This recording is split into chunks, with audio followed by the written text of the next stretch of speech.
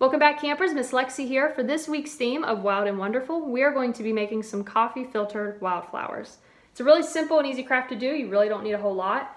You do need some different colored pieces of construction paper, some coffee filters. However, if you don't have these on hand with you, don't worry, paper plates work just as well. And you can also use cupcake liners. You need some tape, and then you obviously need something to decorate your flowers with. So whether that be with a marker, some crayons, or colored pencils, again, whatever you have on hand will work. So how this craft is going to work is you're going to take, for example, a coffee filter or whatever you have on hand, and you're going to color it. And then once you are done coloring it, you can color the inside or the outside or both, it really doesn't matter. But once you're done coloring it, you're going to tape it onto a piece of construction paper.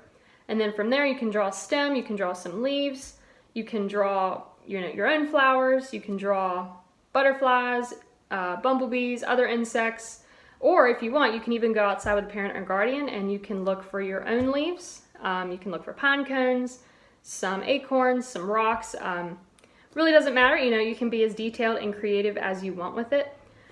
If you are using a coffee filter and a marker, be careful because they are really thin and they will seep through. So if you're going to use this combination, make sure you have something to put underneath your coffee filter so it won't seep through and ruin your table. But that is pretty much it for the craft. I am going to go ahead and draw two examples, and once I'm done, I will show you the finished product and I will elaborate a little bit more on a challenge I have for you all. So I will see you all in the next clip. All right, so I'm done with my two examples. I'm going to show you them right now. This one is pretty simple. Just used one flower, use it from a paper plate, used one color on it, and you may be noticing that I wrote some words inside the flower, but we'll get to that here in a minute. And this one's a little bit more detailed. I used a coffee filter and a cupcake liner, and also drew a little butterfly. Put some googly eyes on there, and then it's also saying some words. But again, we'll get to those here in a few minutes. I first want to talk about the variety of flowers. Each flower is different. One is a paper plate, one's a coffee filter, and then one's a cupcake liner. They're all different colors, they're all different heights. And I did that on purpose because I wanted to have you all to take something away from this craft.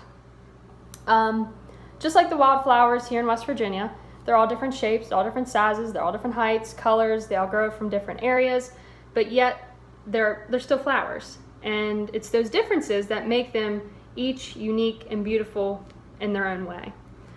And while we view flowers like that, we should also be viewing people like that. As people, we all look different, we all come from different areas, but yet we're still people. And again, it's those differences that each of us have that make us each unique and beautiful in our own way. However, we shouldn't be letting those differences interfere with how we treat people. We should always be, regardless of what we look like or where we're from, we should always be treating people just like the golden rule says, treat people the way that you want to be treated. So that is why I did a variety of flowers for you all. Next, for the quotes is actually leading into the challenge I have for you all. So this one says, simple, says be kind. And then this one, I made the butterfly say it. It says, no act of kindness, however small, is ever wasted. So if you're comfortable, you and your parent or guardian can walk around your neighborhood, make flowers, put little, positive quotes on there or kindness quotes on there, and walk around your neighborhood and give them to your neighbors or put them on doorsteps or businesses, whatever you want to convey kindness, a message of kindness out to the world, as a way to remind them to be kind to one another and respect one another. And if you're not comfortable doing that, no big deal. You can either hang them in your room, you can hang them in the living room, in your kitchen, as a way, a daily reminder for you and those that you live with to be kind and respectful to other people every day. So just like this quote says, it says, no act of kindness, however small, is ever wasted. And it's true, you know, even if it may seem like you're just giving a flower to somebody, and while it may seem small, like a small act of kindness, it's still kindness and it's not being wasted. So that is pretty much the craft I have for you all today.